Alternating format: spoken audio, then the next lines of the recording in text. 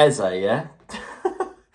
Oh, it was Gallagher, now it's Eze. Welcome back to Palace Mad Mason. These defeats are now becoming more regular again. Full time at the Emirates Stadium in the Premier League, Arsenal 1, Crystal Palace 0.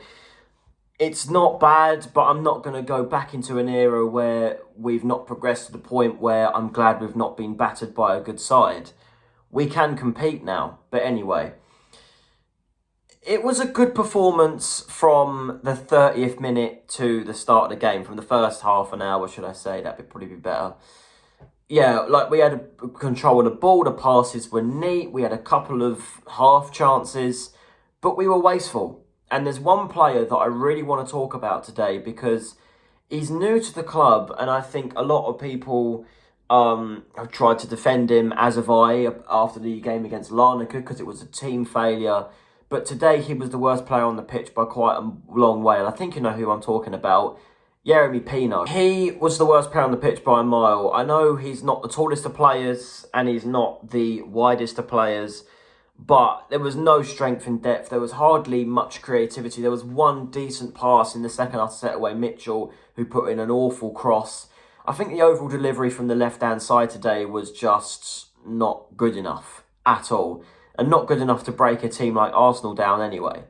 You know, their defence is really top class. It's why they're top of the league. And they look like early contenders really to win the Premier League this year. So, in hindsight, a 1-0 defeat doesn't seem bad, but there were mistakes today. The goal itself, Yeremy Pino, what are you doing? Saka's not doing much with the ball. Okay, he might have had an opportunity to cross it in from long range, but for the most part, before that happened, we were clearing them away really well, dealing with it really well. And then Pino lunges in, fouls Saka blatantly. Might have been Eze, actually. It was one of them. And cross comes in. Palace can't deal with it, and Eze scores. But that free kick doesn't happen if Pino doesn't lunge in like that. And we knew that any needless set pieces we were going to give away was always going to be dangerous against Arsenal, with how well they've scored set pieces this season and dealt with them and how they've played them. They nearly scored from a corner in the second half as well. Or was it it was a free kick from close range near the corner flag. Cross comes in, Gabriel's header off the bar, and then Declan Rice produced a good save from Dean Henderson. And I think if that had gone in, then that would have been game done.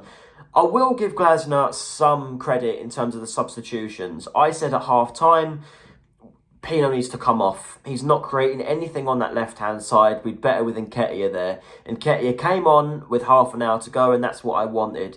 Little bit later than that, Kamada comes off for Will Hughes. And again, I wanted that little bit of extra aggression in midfield to push us forward for the equaliser.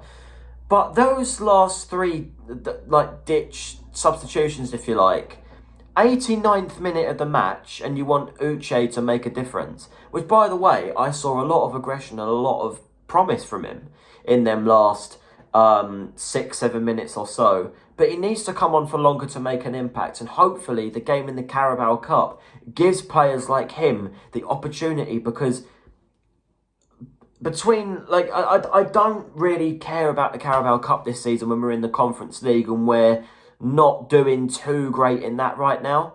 I think it will just give us one less thing to think about. Plus, it's Liverpool who are struggling. They're going to want to perform.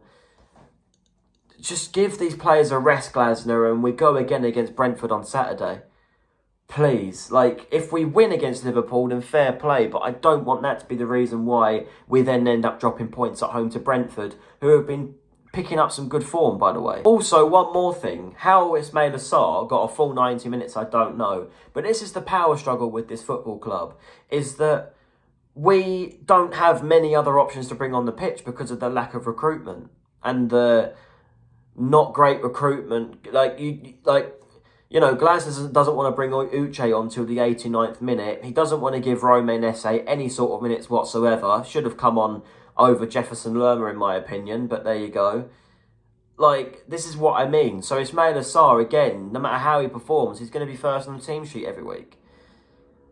Wasteful at times today, he was. Really, really wasteful. And Mateta didn't get a lot of service. Had some good ball control from deep, but yeah.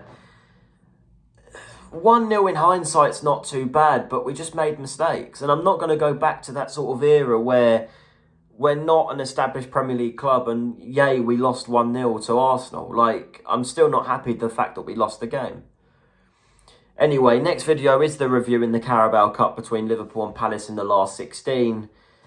I genuinely don't mind if we don't win that.